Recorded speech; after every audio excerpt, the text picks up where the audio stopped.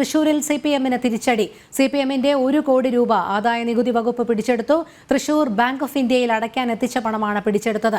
കണക്കിൽ പെടാത്ത പണമെന്ന് ആദായ നികുതി വകുപ്പ് അറിയിച്ചു. പണത്തിന്റെ ഉറവിടം ഹാജരാക്കാൻ സിപിഎം ജില്ലാ നേതൃത്വത്തോട് ആവശ്യപ്പെട്ടിട്ടുണ്ട്. ആദായ നികുതി വകുപ്പ് തൃശൂർ സിപിഎം ജില്ലാ സെക്രട്ടറി എം വർഗീസിന്റെ മൊഴി രേഖപ്പെടുത്തി. തെരഞ്ഞെടുപ്പ് പ്രഖ്യാപിച്ച ശേഷമാണ് സിപിഎം 1 കോടി രൂപ പിൻവലിച്ചത്.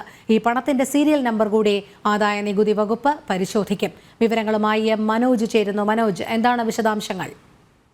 ഇന്ന് വൈകിട്ടോടെയാണ് ഈ ബാങ്ക് ഓഫ് ഇന്ത്യയുടെ തൃശ്ശൂരുള്ള ബ്രാഞ്ചിൽ ഈ സിപിഎമ്മിന്റെ ജില്ലാ സെക്രട്ടറി എത്തി 1 കോടി രൂപ തിരികെ നൽകുവാൻ വേണ്ടി എത്തിയത്. എന്നാൽ അത് ആദായ നികുതി വകുപ്പിന്റെ ഉദ്യോഗസ്ഥരെത്തി നിരന്തരമായിട്ടുള്ള ചർച്ചയ്ക്ക് ശേഷമാണ് ഇത്തരത്തിൽ 1 കോടി രൂപ പിടിച്ചെടുക്കുന്ന സ്ഥിതിയിലേക്ക് പോയത്. കൃത്യമായും ഈ കണക്കിൽപ്പെടാത്ത പണമാണെന്നാണ് ആദായ നികുതി വകുപ്പ് അറിയിച്ചിട്ടുള്ളത്. പണത്തിന്റെ ഉറവിടം ഹാജരാക്കാൻ വേണ്ടി സിപിഎം ജില്ലാ നേതൃത്വത്തോട് ഇപ്പോൾ ആവശ്യപ്പെട്ടിട്ടുണ്ട്. ആദായ നികുതി വകുപ്പ് ജില്ലാ സെക്രട്ടറി ആയിട്ടുള്ള എം വർഗീസിന്റെ മൊഴിയും കൃത്യമായി രേഖപ്പെടുത്തിയിട്ടുണ്ട്.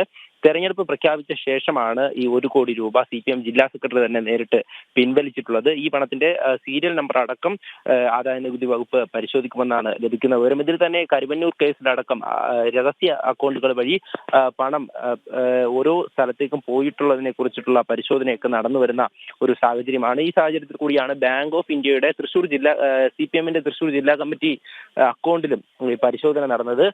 നാളുകൾക്ക് മുമ്പാണ് ഈ പരിശോധനയുമായി ബന്ധപ്പെട്ട് അക്കൗണ്ട് മരവിപ്പിച്ചിരുന്നതും. ഈ മരവിപ്പിച്ചിരുന്നതിന് പിന്നാലെ 1 കോടി രൂപ ഈ തെരഞ്ഞെടുപ്പിന് പിന്നാലെ പിൻവലിച്ചതിന് ശേഷമാണ് തെരഞ്ഞെടുപ്പ് കഴിഞ്ഞതിന് ശേഷം ഇപ്പോൾ 1 കോടി രൂപയുമായി സിപിഎം ജില്ലാ സെക്രട്ടറി തന്നെ ബാങ്കിലേക്ക് എത്തിയത്. എന്നാൽ ഈ ബാങ്കിലേക്ക് എത്തിയ സമയം തന്നെ ബാങ്ക് ഉദ്യോഗസ്ഥർ ആദായ നികുതി വകുപ്പിനെ വിവരം അറിയിക്കുകയായിരുന്നു. തുടർന്നാണ് ഇത്തരമൊരു നടപടിയിലേക്ക് കാര്യങ്ങൾ പോയത്. എന്തായാലും പണം ഇപ്പോൾ ബാങ്കിൽ തന്നെ സൂക്ഷിച്ചിട്ടുണ്ട്. കൃത്യമായ റെസിപ്റ്റ് അടക്കം ഈ സിപിഎം ജില്ലാ നേതൃത്വത്തിന് ആദായ നികുതി വകുപ്പ് നൽകിയിട്ടുണ്ട്.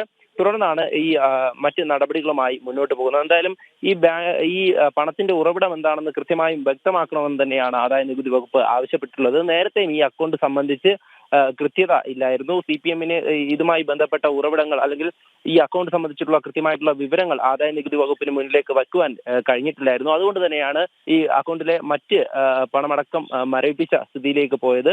എന്തായാലും ഈ 1 കോടി രൂപയും പിടിച്ചെടുത്തതോടുകൂടി തന്നെ സിപിഎമ്മിന് വലിയൊരു തിരിച്ചടി തന്നെയാണ് ആയിട്ടുള്ളത്. കാരണം ഈ പിൻവലിച്ച തുക തിരികെ ഈ അക്കൗണ്ടിലേക്ക് ഇടാൻ വന്ന സമയത്താണ് ഇത്തരമൊരു നടപടിയിലേക്ക് പോകുന്നത്. കൃത്യമായും ഇതിന്റെ ഉറവിടം വ്യക്തമാക്കിയാൽ മാത്രമേ സിപിഎം തുക നിക്ഷേപിക്കാൻ പറ്റുള്ളൂ. മനോജാണ് വിവരങ്ങൾ നൽകിയത്.